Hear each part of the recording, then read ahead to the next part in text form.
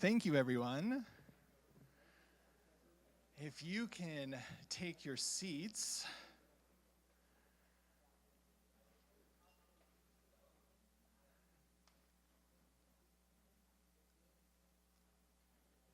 I'm excited to welcome to the stage once again our Managing Director, Fielding Norton.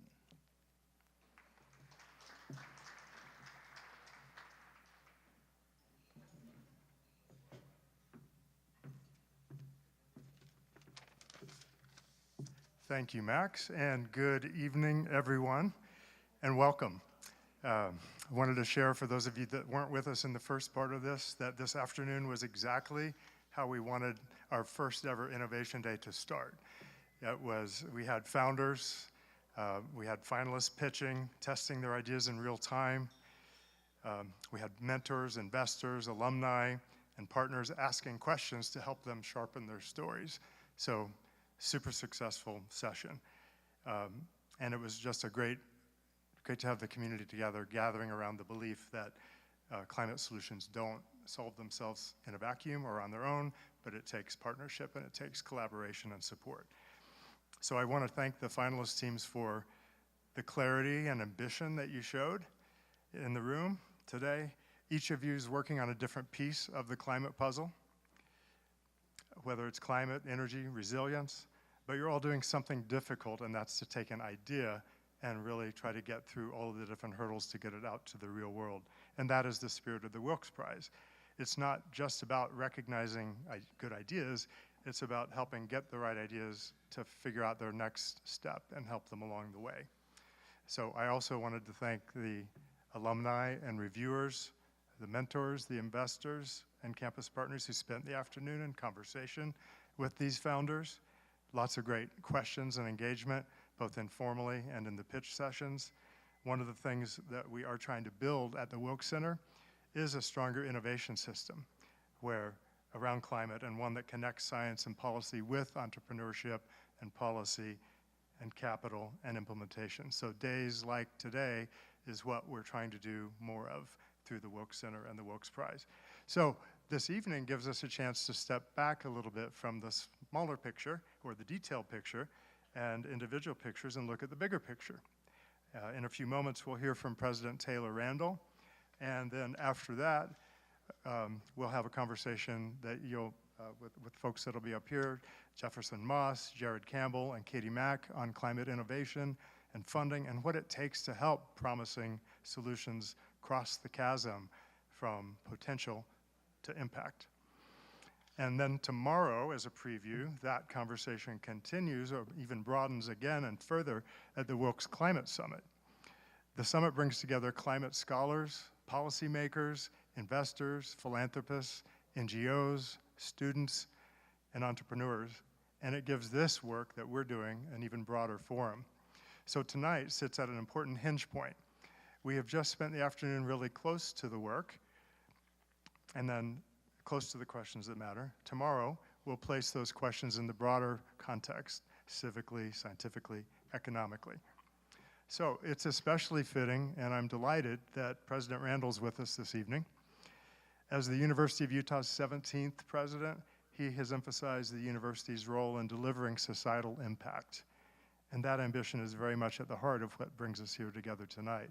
And it's also a big part of what personally attracted me to the University of Utah and the Wilkes Center. Climate innovation requires exactly the kind of university that can bring multiple forms of expertise into the same room, whether it's science, policy, engineering, business, law, public leadership, philanthropy, and community partnership. President Randall reminds us that universities are not only places of discovery, they're institutions with the capacity and the responsibility to help discovery become useful in the real world.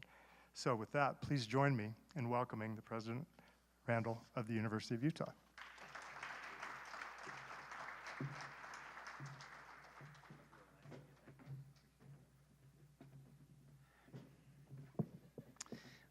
Well, thank you, Fielding, for that gracious introduction. Could we just take a minute, though, and Fielding, could I have all of your team raise your hand that's been been anxiously involved in this great endeavor these next few days, and let's give them a round of applause. Thank you. Thank you, thank you, thank you. I'm going to be brief, but I want to take you back to the founding of this center and some of the vision that Clay Wilkes had. And first of all, I think you need to know a little bit about Clay Wilkes. Clay Wilkes is a remarkable visionary when it comes to technology. Also has a deep passion for the environment, for conservation, and the climate. And at the moment when this center was founded, he came to us and said, look, I think there's a massive gap in what is going on. We seem to have plenty of anger about climate, but no one who is actually deeply serious about using economics, entrepreneurship, the value of markets to actually drive solutions. And that is fundamentally who Clay is. He is a person that sees societal problems and imagines technological solutions involved with market forces that actually drive change in the society. And so today, right, and this innovation evening and innovation day is exactly what I think he had envisioned in terms of how you move solutions forward. The companies that are here and will be honored, you are doing exactly the hard work that he wants us all to do as a society to try to figure out how we solve these problems. By the way, I first met Clay Wilkes about a decade before he founded this center. And he was an entrepreneur in the financial technology space, and I met him in Autzen Stadium in Eugene, Oregon, at a University of Utah, Oregon football game, and he was wearing an Oregon Ducks hat and sitting right behind me. And Oregon scored, and he screamed, and I gave him crap. And he said, "Hey, I live in Salt Lake. Don't, relax." And that's where the relationship started. But I will tell you, and say this for you entrepreneurs. His company was failing at that moment, right? It was going through, iteration 3 or 4 of trying to bring his solution to market. So we understand how hard it is, right, when you're thinking about scalable interventions, about the ups and downs and what is going to have to go on. And that is part of his vision, that we as a society and we as entrepreneurs have to do that hard work. At the beginning, there were really just a few basic concepts that he envisioned. The one I've already said, it's about innovation, technology, and moving that forward. The second was to deeply involve students and the next generation. And it certainly has been our experience as a university that if you arm bright individuals with hope, tools, and technology, they will move the future for us. The problems that we have created, they will solve. And that is why we are here in education, and that needed to be front and center of this center. The final thing is that he wanted this campus to be a laboratory for that. And he actually, in the forming of this center, wanted this campus to commit to technologically forward principles of trying to drive change, because he felt like we were a large enough institution in this state that we actually could. Now, it's interesting. The governor, I'll give you a sense of the scale of this university. We are the largest employer. We've got perhaps the largest footprint. The governor has a budget of $30 billion, and I don't think we roll up completely to that, but our institution is a $10 billion institution.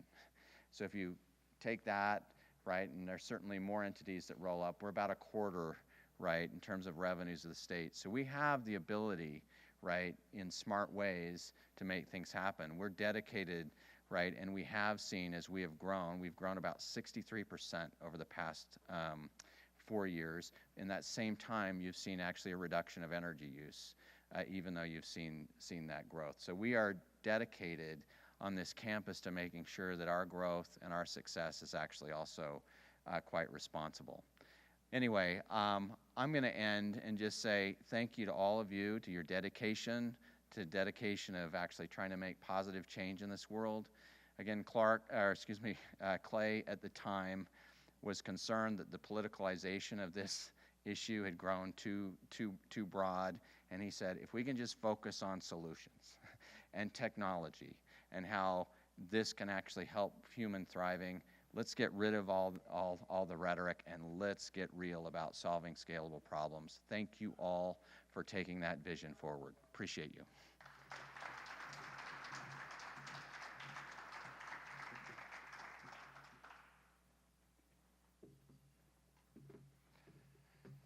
And in the spirit of taking those real solutions forward, a conversation, a fireside chat about innovation, funding, the future, and more. I welcome our panelists and our moderator, Elaine Hungenberg, Jefferson Moss, Jared Campbell, and Katie Macc.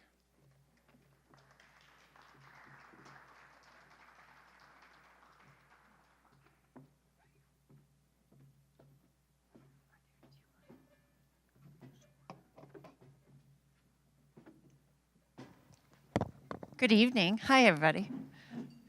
We're going to get mics situated, but while we do that, my name is Elaine Hungenberg. I'm with XPRIZE. I'm also an advisory member of the Wilkes Climate Change Prize, and I'm genuinely excited to be here. And I'm excited because I believe deeply in the power of human ingenuity, in the power of collaboration, of innovation, of bold ideas to solve the world's greatest challenges. And I think places like Utah are really causing a spark, right? And that we need to learn from that spark. And our theme tonight is local action and global impact. And it's a useful theme because it forces attention, right? The problems that we care about are very global in nature, but often it's levers at the local level that cause change. And the three people next to me are all pulling levers in different ways. And so tonight we're gonna learn from them on what's changed, what's needed, what levers can we pull, and what Utah is doing that others need to replicate. And so they can introduce themselves far better than I can. So I'm going to pass the baton over. Katie, why don't you start? Fantastic. Katie Macc, I'm the CEO at the Sorenson Impact Institute here at the University of Utah. Go Utes. And I come to this conversation as an investor today and someone who works in building the field of impact investing, trying to drive more capital to these solutions to the world's greatest problems, but also as someone who has sat in the operator seat. I have raised venture capital for a solution that I believed was solving one of the world's greatest problems as an entrepreneur who exited. And as someone who's worked for multiple family offices now allocating capital. And so whether sitting in a board seat, an operator seat, or in a funder seat, seeing this problem of how do we get these solutions over the finish line is one of my life's greatest passions. So really glad to be here, really enjoyed all the pitches I heard earlier, and excited to get the chance to meet everyone. Thank you, Katie. My name is Jared Campbell. I'm a Utah native, been living here my whole life. My background's actually engineering, so I went to the U. So alumni here, yeah, almost 25 years ago or so, but then worked in the Valley in the engineering space for over 20 years. Building products, building teams. I wore a technologist hat for many years, which I loved because it was all about predicting the future and where things are going to go, and then finding the funding and building the teams to go make that a reality. I'm an athlete. If you live here in Utah, hopefully you get to take advantage of the incredible resources we have in the mountains and in the south of the state, for sure. And recently, I made a pivot into venture myself. I saw a really incredible opportunity to kind of fuse together sort of my product development engineering background with building teams and enabling teams and doing that in the climate space. It's been my role within the climate sphere for so many years was this labor of love, this passion project, and I got connected with a lot of neat groups in Utah. But I saw the opportunity to jump into a role where I help enable founders like yourselves, many of you who spoke today, to try to get to wear that hat and enable progress in the state. So really honored to be here and be part of this panel. Thank you. Thank you, Jeff Moss. And I promise the blue jacket is not for BYU. I have degrees there. I get my salary from the U, just so everyone knows. My dad was actually student body president of the U, so I have deep roots. My mom and dad both are Utes. But I realized that when I showed up and I looked over, I'm like, dang it, I should have worn my red. No, it's so good to be with you. Jeff Moss, Governor's Office of Economic Development. I kind of actually have two hats. So on the one hand, I'm doing the governor's office where we help lead economic development. I would say our job is really a coordinator, making sure that all of our community, these different partners that we work with, are provided with the right resources and support that they need. We have the Startup State Initiative that's part of that, helping a lot of these young entrepreneurs to get launched, and then all of the different types of incentives and grants that we provide. On the other hand, and I'm great that my good partner here, Kristen, is here with the Nucleus Institute, and that's a state-funded program. We're directly under the USHE system, the system of higher education, to provide additional support and resources for, particularly for university professors and students that are spinning things out. We know that there's a real challenge when you're developing out research and you're trying to get that to market. That early capital, especially, and I would say in this space especially, is very difficult. So our fund, $40 million fund, we've made 19 investments. We would actually love to see more. I think Kristen would be the first to say this. We would love to see more opportunities in this space. We obviously see a lot in life sciences coming out of the U, but we'd love to lean in even more in this area. But we really try to focus on solving the biggest problems, and I think that's what we're all trying to do. We also have a role where we can help really connect with government and with industry, very tight connections there. And our goal, is I think the state's goal, is to really make Utah the #1 place of solving the biggest problems in the world. So, Jeff, let's stick with you then. The Nucleus Institute, it's a unique model. Can you just explain that ecosystem build out and how you define success and if it's been successful thus far? There's multiple ways we would define success. So initially, I will say the fund itself, it was ironic because President Randall just left, and I wanted to give him a shout out. We're incredibly lucky, by the way, to have a president who thinks the way he does. I was just with the governor on a trade mission, and I think he mentioned him in every single conversation we had, that the flagship president was such a disruptive innovator that wants to lean in on this. So USHE, my job initially was working directly for the system of higher education, and I was helping support efforts at the point of the mountain. And I went around the world looking at what were the best practices? What are the things in Israel, Dubai? I was in Belgium. You know, I went around looking at the best models of where they've really brought research, government, and business together and really created that ecosystem. You know, Kendall Hall is another great example. And I brought that back to the commissioner and to the board, and they said, we really need to lean in on this. And that's when we first started having conversations. Well, we need a fund. We need an equity fund that's not sitting inside a university. There's some value of having it one level removed to get that validation, but really focusing on filling that gap. And so that's when we threw out the concept. I still vividly remember the conversation with President Randall, the governor, and they looked at me and said, Jeff, make it happen. So that was my directive. And I think we've been pretty successful. Kristen can tell you, like I said, we've made investments in 19 companies. I would say what our primary motive is to getting more of these off the shelves, getting things out of the lab, getting things off the campus, making sure they're connected with industry to be able to get that additional funding. A large part of our job is helping to validate the technology, validate the market, validate the team, provide the support that they need to be able to get that additional funding. And I think now 7 of our companies have had follow-on funding in the period that we've had. Those are the metrics we care about. But I want to add one more piece that's really critical. We also love to get students engaged. We have 20 to 25 students, undergrad up to PhDs, that we get them deeply immersed in that due diligence process. And many of them have never had experience with venture. They've never really worked with startups. Our goal is to see them get excited, passionate. Many of our PhDs now are going and creating companies or going and working for startups. So that's probably our secondary metric that we use. Jared, why don't you follow up with the climate capital that you're investing in? Are you investing in research coming out of universities? And talk to the group about that research to commercialization pathway. Yeah, so the company I'm with is called Endurance 28. It was founded by an incredible woman. Her name is Consuelo Valverde, first woman Latina VC fund in San Francisco. So I bumped into her a few years ago and was just enamored by who she is as a human and the type of people she looks to support. And it was because of her that I pivoted into this whole new space for me. We are seed stage, pre-seed to Series A typically, so the earliest stages of a business for sure. And I think that's where you can have the biggest impact on the direction that a team takes. They can make a lot of big mistakes at that stage, or if you get paired up with people who have a lot of good sense. They can help get you off in the right direction and build the right team. So yeah, super early stage, which often means that technology is coming out of a lab. It's some promising, exciting technology. And that next step is building that team. So it's not just scientists. You construct a team that have operators and people who know how to scale and manufacture. So yeah, we play in the earliest stages of a business.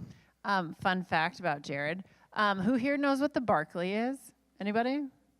Okay.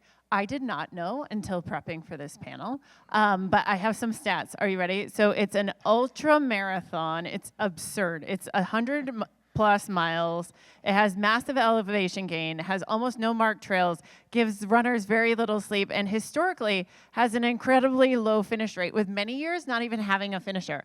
That man has done it 4 times. Like, that's insane. But there's a question in here, I promise. It takes endurance, right? You talk about a seed company, a pre-seed company. It's a marathon. And so when you're mentoring these early startups, especially from a research institution or what have you, what is the long game that you're looking for at the first step? I mean, our very first step starts, we tell people, put the deck away. Put the slide deck away. We actually just want to get to know you as a human. Take me back to your childhood. What were your influences? Did you have siblings? What important thing did your parents do that might have influenced you and created a strong work ethic? So we really do start there, because I think, someone's ability to persevere through hardship, it doesn't show up in a slide deck. It probably doesn't show up on your resume or your LinkedIn account. And yet, I would argue it's probably one of the most important indicators on your ability as a leader in a business to be successful. How do you overcome challenges? And so it's before we, as we sort of climb the diligence curve and eventually partner with someone, we really want to get to know who you are as a leader. So I would say to all of you who spoke tonight, which you did amazingly well, by the way, don't be afraid, especially if you have more than 8 minutes, to tell a little bit about your life story. Tell us not just why you have the right team and, again, the right resumes and credentials, but tell us why you as a human really care about this thing you're trying to solve. And that's, I would argue, the human side is the last thing people let come out. But maybe lead with it. Lead with it. Yeah. Tell us who you are, and a bit more about your story. So. Can I add to Yes, that? please. I think that entrepreneurs would be shocked at the number of times investors around the table will spend 10, 20, 30 minutes simply talking about the entrepreneur, him or herself. Do you believe him or her? Do you trust him or her? Do you think this person can get from here to there? Do you think this person will step aside when they need to step aside? Do you think they can run the distance? Do you think they can overcome the challenges?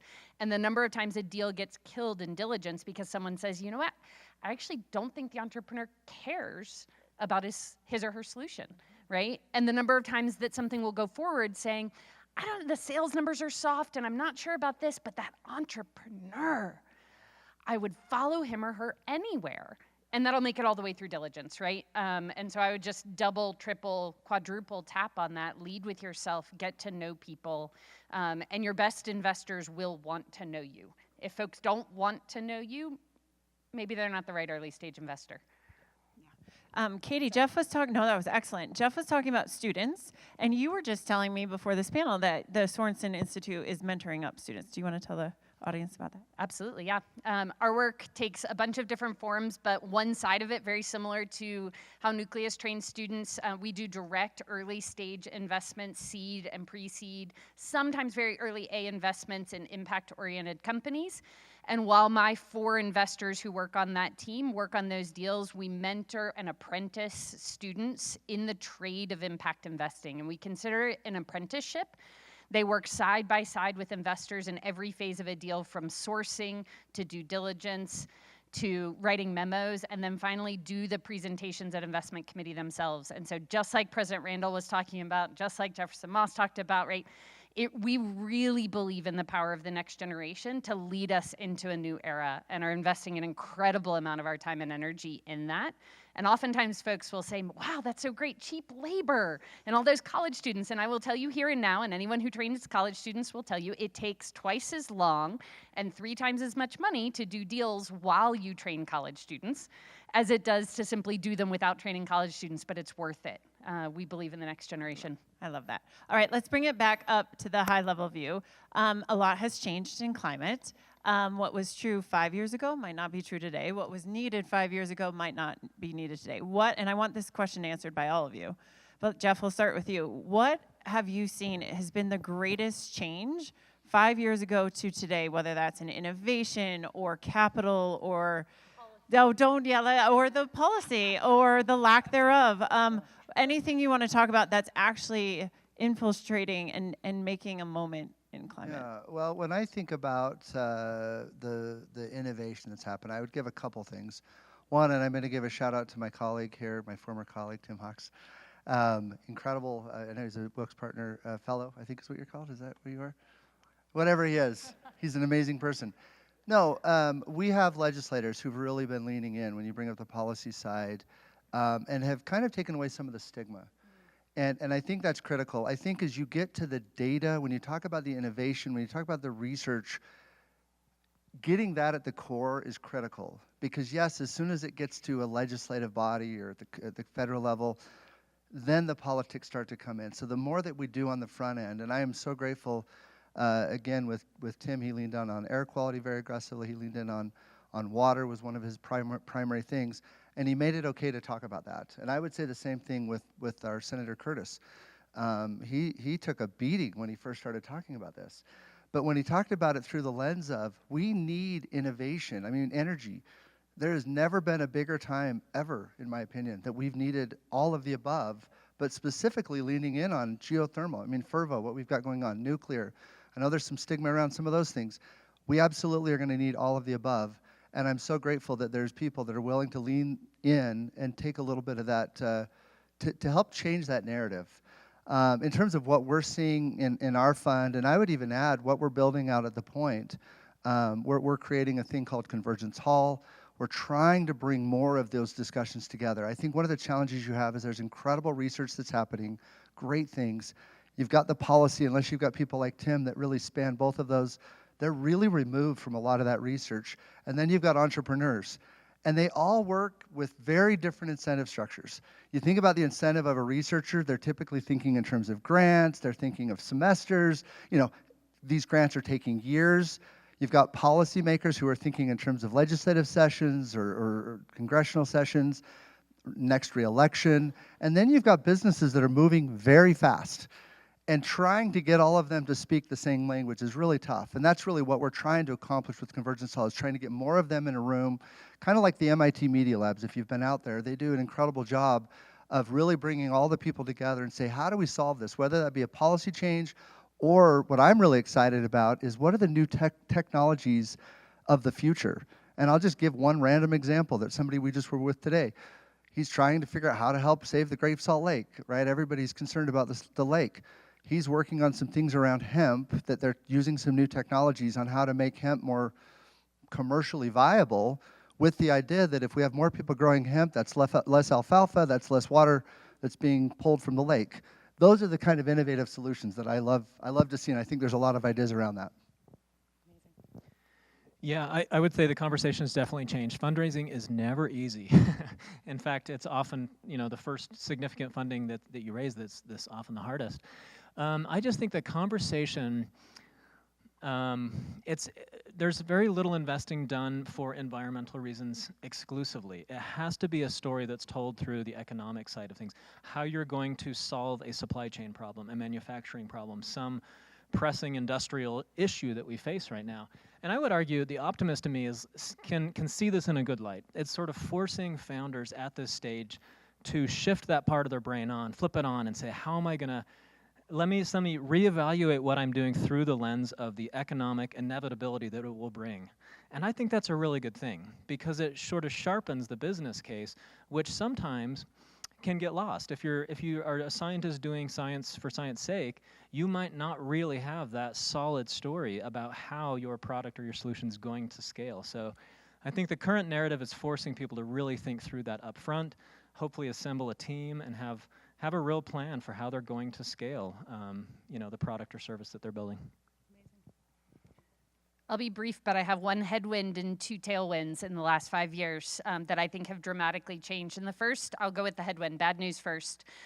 The availability of non-dilutive federal or international capital to de-risk innovation really has dissipated, right? We all know that that's true, but we're seeing it show up all over the place. We're seeing it in distressed companies who were reliant on money that was definitely coming that has not come through.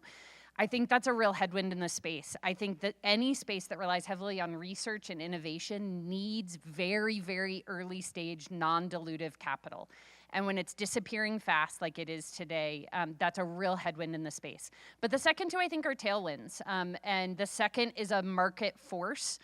The data that is showing up on the balance sheet around climate change for massive multinational companies is immense. No one can ignore it. And because of that, they're buying technologies. The customer base now is not being forced to a position of thinking, do I really want to do this? Do I want to step out and think of myself as a green company? But instead, it's an existential threat to most companies that are operating around the world, and they need our technologies in a way that they never have before. And then the last one is, I think is another tailwind, but we've been pushed into a space where we're really seeing the intersectionality of what has traditionally been kind of social impact space with a climate space, where the social impact investors, I think, are coming to the table in a new way and bringing with them a lens around how is this impacting people's lives? How is this impacting livelihoods and jobs? And I think that opens up new avenues for funding at the early stage, mid stage, and even at the catalytic, really early stage spaces. So Katie, you work at that unique intersection. So what would you say that like traditional climate investing is getting wrong right now? Lovingly to, other panelists and people in the room. Lovingly. Lovingly. No, I'm just kidding. I don't know that I would have an accusation that traditional climate investing is getting something wrong. Or what are they not looking at? Like when you were just speaking, it dawned on me that, well, if there's this headwind and these tailwinds, then they should be pivoting, and what are they not pivoting towards, or what should they be leaning into more? Yeah, I think the space that I would push at the most is that intersectionality where there's a consideration around what are the other benefits of this technology outside of the environmental or the scientific space. And I think that many climate investors for so long have come at this from a purely scientific and a purely climate angle and are missing out on the fact that there are probably immense benefits to other parts of society that could tell the story in a new way that might open up new co-investors or might open up some catalytic capital for some companies they're invested in that might make the companies appealing in a way that they simply haven't considered. Jared. Lovingly. Yeah, no, I think you're right. I'm thinking of one of our portfolio companies we're supporting right now. When they started, they were a climate, save energy, green touting company for sure. And thankfully, years ago when they started, they happened to develop a solution that's really compelling in today's world where the electrical grid is getting just turned on its head and the loads on the grid look very different today than they did in the past. They're really high speed. And so they're able to tell this really beautiful and compelling narrative about their solution, but through the lens of what everyone's talking about today, AI and data centers and all this. But at the they started with save energy and as their core, and they've just had to evolve and to adapt the way they communicate, the way they sell their story. They're doing great, but we need founders. One thing we need from founders is it can really sort of sense the political tides and winds and figure out how to adapt. So yeah. Well, and I'll just echo one of the challenges. For instance, the SBIR, STGR was only recent. We went months. What we have on our team, it was formerly the Utah Innovation Center. Now they're under us with Nucleus Grow. There was a gap for months where there was not funding. That's the non-dilutive you're talking about. In terms of other grants, there's been a massive impact on that. And I actually appreciate that the legislature this last year put $50 million into a research grant. I'll just tell you, a couple years ago, that would have been unheard of, in my opinion, that they're actually recognizing how critical this research is. And I think in the past, there's been more of a perception of the ivory tower. They're doing, they're just publishing papers. And I think there's a much greater recognition that some of the best things in terms of where we're going to solve the biggest problems and where the future economy is heading are happening in these universities. And so this new funding, but it's very clear in the language that it has to have a commercial application. It has to have something. So you're not just doing great research. It might be great, but there has to be a purpose and a targeted outcome. So I would say that's one of them. With our fund, we're very, very early. We're trying to help companies that don't have any capital, and they're trying to validate to a public market, to a private investor, hey, this has some potential. And of course, we have to make sure that we're investing in things that have, you know, and I would actually echo 100%, the team is the most critical. When you have somebody that's just going to plow through every wall and going to do whatever it takes, that's what you're looking for in an entrepreneur. But I would say more than ever, there's never been a bigger need for the capital, and at the same time, I think it's a more difficult environment than we've faced in many years. So most of these teams are looking for that capital, right? So if there was one thing, like tactical piece of advice, right? Like what most funders get wrong when they're pitching. I know we've talked about tell your personal story, but what would another tactical thing that you see be always win in a pitch that you could give this group? I will give you maybe the opposite of that. Or the worst. When we have also professors learn that from want to that, go yes. extremely technical and don't get to the point of, here's the problem, here's how I'm going to solve it, and here's how I'm going to make money. And this is the team to execute. They come in, and I love these professors. They're amazingly brilliant people, but they want to go so deep about the technology, and everybody's eyes are glazed over. And that's part of what we have we have a program called Market Edge, where we literally try to teach them how to tell that story. So to the point of making sure you have a right that there is a problem that you're solving. If you've never done design thinking, I would strongly recommend go through a design thinking workshop. Really understand the market, really understand the customer, really make sure you've defined the problem, and then as you're thinking about solving, make sure you're going out and iterating and getting the market feedback as you're developing out your business model or your technology. Then you go talk to an investor. I don't think if you've hit those steps, often they haven't proven the case that there's a reason for them to invest.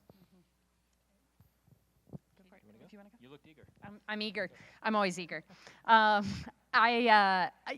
think to dovetail with what Jeff was just saying, one of the design thinking principles they'll teach you if you go to Stanford and study this is be obsessed with the problem, not the solution.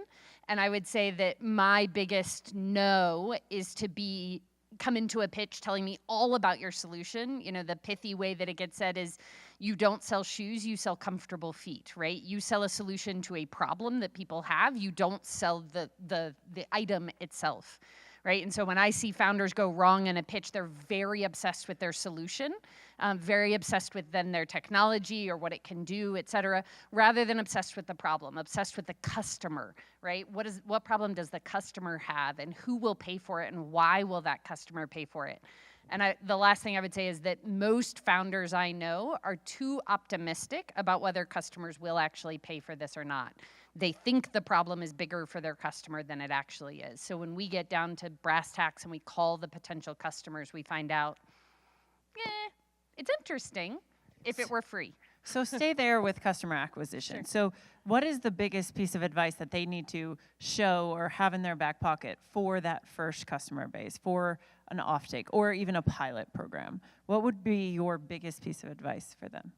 To credibly be able to prove willingness to pay, I think is what I would say. And so obviously, we're really early stage investors as well. You often don't have that contract, but have you done your research enough that you know there's a willingness to pay? What line item is it coming from? Who has to approve it to buy it? Do they have that kind of budget to approve that to buy it? Are you asking them to add a line item or replace an item that they're buying? That level of knowledge about your customer and who's going to pay for this sometimes is thin or lacking. I don't know what you'd say. Let's see. I'm going to probably bring it back to like storytelling a little bit.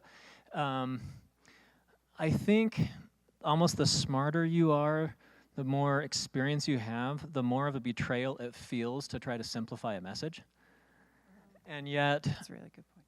the simpler you can make the message, the more you can make it land with people. And so over the years, I've experimented with different ways to try to put people, sort of enable people to tell a really clear, clean, simplified story. In that same train of thought, one thing I always look for too when we're looking at investments is somebody having a really clear and focused path. We know the path's going to change, right? Especially if you're at the beginning. It's guaranteed that you're going to have to pivot. But at the beginning stages, people just see, the whole world in a million different directions it could go, and it's almost near impossible to have the self-control to say, but this is where I'm going to go. I'm laser beam focused on that step, and to be able to tell this simple message about what you're solving, and here's my clear path, and I'm going to stay focused. I'm not going to get distracted by a million things. So, yeah, those are probably the two. Those were all helpful, I hope. All right, let's talk about Utah. One Utah-based innovation or project that you think deserves a bigger national audience. I mean, of course I'm going to say Convergence Hall because we're really excited about it. And I only bring that up because it's a way to really bring a lot of these things out. So we're out there. I go all over the world. I've been with the governor in the last 6 months to, 5 different countries, and we're telling the Utah story. The hardest part for a lot of these people is they'll come in and they'll have a day or two to get exposure, to see the things that are happening on the ground. And part of the thing we're really hoping to do with Convergence Hall is to be able to really promote and support. If somebody's only got a limited ability to connect in, how do we make sure all these wonderful things that are happening across the state are going to get the exposure that they need? We've got a lot of venture capitalists that are coming to us now on a regular basis saying, I'm really excited. It's really hard for us to be able to get out there and see everything. They're trying to talk to local funds. It's just tough. We would love to have an opportunity to just directly connect in. One of the things that we just recently launched is a Utah Exchange, and this is for later stage capital. We have a decent amount of early capital, but it's really trying to tie those funds from around the world as we get some traction. Some of these early capital investments get made, but we need to help make sure that they continue to get these investments so that they don't die. But when I think about Convergence Hall, I just say it's really this USHI system trying to show all these incredible things that are happening and make sure that the world knows we're killing it. We're doing some amazing things here. Go for it. No, go ahead. I won't name one specific thing, but there's one who, when they think of Salt Lake City or the Salt Lake Valley, what's one thing you think of? What's you dislike about living here? For me, that's anybody? Any guesses? Pointing.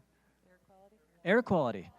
Wouldn't it be amazing if we could become known as the place that innovated our way out of one of the worst problems that we face here in the Valley? And I believe we have all the minds and all the energy and support to make that happen. I would love to just plant the seed out there to really get people to come up with some innovative solutions.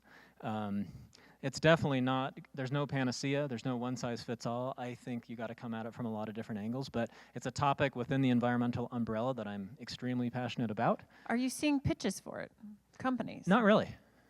Well, there you go, guys. I mean, pieces of it for sure, but for me, I've always thought that should be a way to talk about climate that isn't divisive or politicized or anything. It's like, climate change is perhaps a little harder to connect across a really broad area, but clean air should be something that we all care about, and I think there's a lot of room for innovation there. There should be no better place on planet Earth than the Salt Lake Valley to come up with some neat innovations there. I'm going to follow on that with something related to air quality. No one in the world has reversed a declining terminal Salt Lake. No one in the world. Many have tried. Many have failed. And all have failed. I've got you. Yeah. All have failed. All have failed. Many have tried and all have failed. The state of Utah, from a state level to a philanthropic level to a private capital and investment level, has been making kind of disparate and joined commitments that we will restore the Great Salt Lake, which will have a dramatically positive impact on our air quality, a dramatically positive impact on our economy, a dramatically positive impact on the quality and quantity of our snowpack. It will change everything. And I think that the importance of it being a national scale conversation and even an international scale conversation is there are other drying terminal salt lakes around the world that need the lesson that it can be done. So that the next person doesn't have to say many have tried and all have failed. The next person can say many have tried and they did it in Utah, right? And we can follow the model. I think that's absolutely essential. Also, the Great Salt Lake is not a Utah problem. It's within the state of Utah, but the flows of water to the lake cross state lines, and the ecosystems that are supported by that lake cross national boundaries. It is of international importance that we solve this problem. Hot off the press, XPRIZE is exploring a Salt Lake prize with many Utah minds that are just, thinking outside the box. So stay tuned for that. Last question is, what does the climate sector need most right now? Is it optimism? Is it policy change? Is it more innovation? Is it more customer adoption? Last question for you all, and then we'll take questions from the audience. I mean, optimism for everything, right? We just need people to be optimistic. I'm the most hopeful Yeah, I person, love it. Jeff. Everyone should just be more like I actually think there's some truth to that. No, I would just say with climate, with all of these things, it's going to need a more coordinated effort, and I keep hitting on this, but really tightening that relationship between research, government, and businesses. And I know, and I'll just say, Sorenson Impact is amazing. We are so lucky to have them here. They've done a phenomenal job of this. We want to help continue to do that. But I can tell you, I've sat in all three. I've built and sold companies. I worked in venture capital. I was a legislator for 9 years. I was heavily involved in a lot of policy. And then I've been in university systems for almost 8 years, 9 years. And I will tell you, we can do a lot better. And I think to solve these problems, we need a more united voice. And we're doing some, again, I look at the commission, the strike team that they created. That was incredible. We need more of those kind of things to solve these big problems. I would just say we need more people like you all. So the 9 of you who made it here today to present, what you did to get here took incredible courage, and there were probably a whole bunch of other things you could have done, but you chose the hard path. And I'm honored that to be here among a stage of people who might help you achieve your dreams here. But we need more innovators. We need more people willing to take that risk and put their heart, their soul, their time, their money, their efforts, their energy into this space. So, yeah, more people like you all. And I'll flip the script, which I think all the entrepreneurs in the room will love. If we have more entrepreneurs, we need more capital at play, right? We need to draw the North Star of the Sorenson Impact Institute is to see more dollars allocated to creating the world we all want to live in, rather than spending our investment capital creating the world we don't want to live in and then having to fix it with public capital or with philanthropy. And so we need more capital that comes to the table that actually thinks through what world it is we want to live in. And then allocates that capital accordingly. So as we bring more entrepreneurs to the stage and to the conversation, we also need to activate more capital to fund those solutions. Perfect. Max, I think we have time for audience questions if anyone has any. Otherwise, any questions? You got 3 experts. I mean, it's been a long day. I also understand that. There's more cheese and crackers. All right, I do want to take a moment to, oh, yes, sir.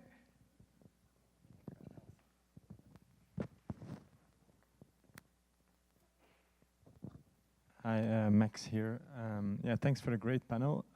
One question, maybe for all the ones that are investing.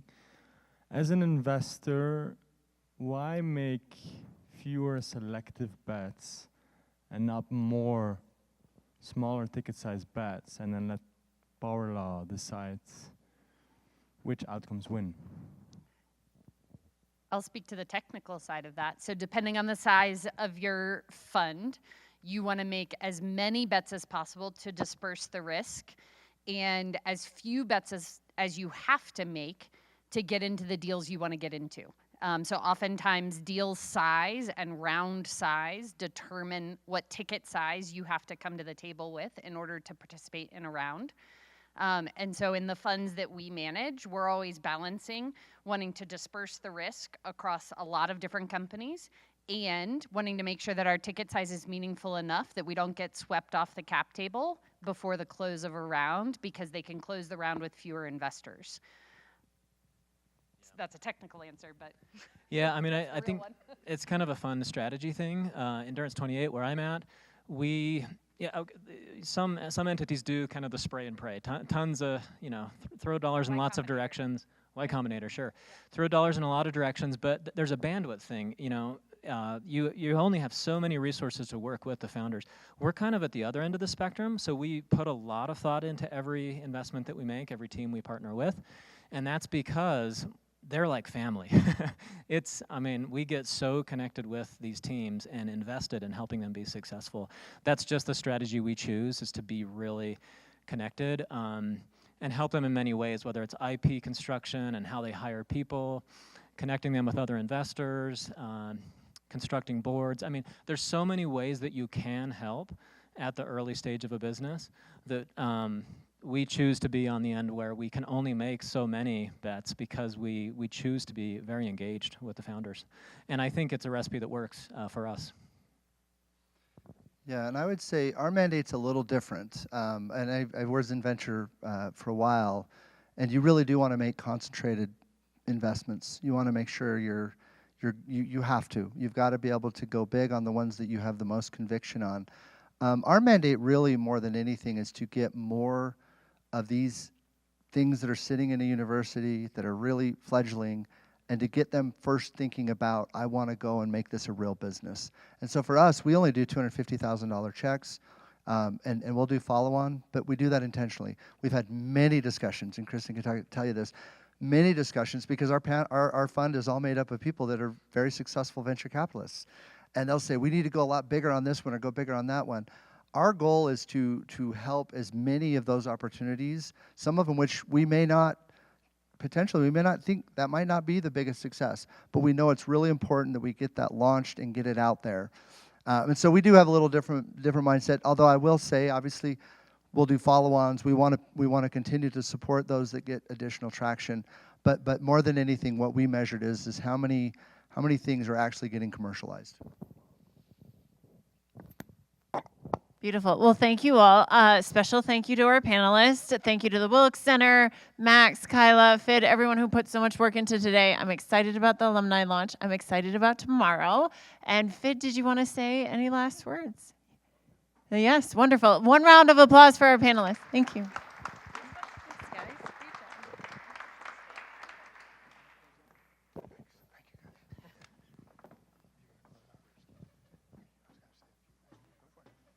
So thank you that was an amazing conversation. Really appreciate the panel. I just wanted to point out, many of you don't know this, but this event wasn't even conceived 3 months ago. And so 3 months ago, I was talking with my team at the Wilkes Center saying, how could we create an event in a very short amount of time where we take advantage of the fact that we're already having the summit, we've already got the prize going, we will have the finalists come to pitch, but can we create something that really gets all of you together in a group and begins the conversation toward the ecosystem that I mentioned we're wanting and intending to build. I want to especially point to Max and say, who raised his hand and said, yeah, I'll help with that. Not his day job, but did a fabulous job of reaching out to every one of you multiple times, making this happen, coordinating with the team, including Kyla, Kara, Ross, and the rest of the team to make it all possible. So I just wanted to really thank you, Max, and the Wilkes team. So the other thing, because it's the first time ever, brand new thing, did it on the spur of the moment, we would love to make this better and more valuable for you and for all of you in the future. So we are all ears and want to talk to you, hear your thoughts. How can we build on this? And also, what additional ideas do you have? A few of us will be the finalists, and some of the prize folks will be having a little bit of a breakout session tomorrow afternoon during the breakout sessions at the summit, where we'll want your open feedback. What went well? What would you like more of, less of? So again, thank you so much. Great session. Really appreciate all your energy and interest and support. Thank you. Thank you again. And in that spirit, you can, on one of those QR codes, offer us some feedback on a survey. We would love to hear back. We would love to make this event as impactful as possible. So thanks again to everyone, to our panelists. Thank you, Elaine. Thank you, Katie. Thank you, Jared. And thank you, Jeff. Thank you to all the prize finalists for traveling and presenting in the state of having just arrived. And thank you to all of you who asked questions during our pitch sessions. We look forward to welcoming you tomorrow at our Wilkes Climate Summit, where we can continue the conversation.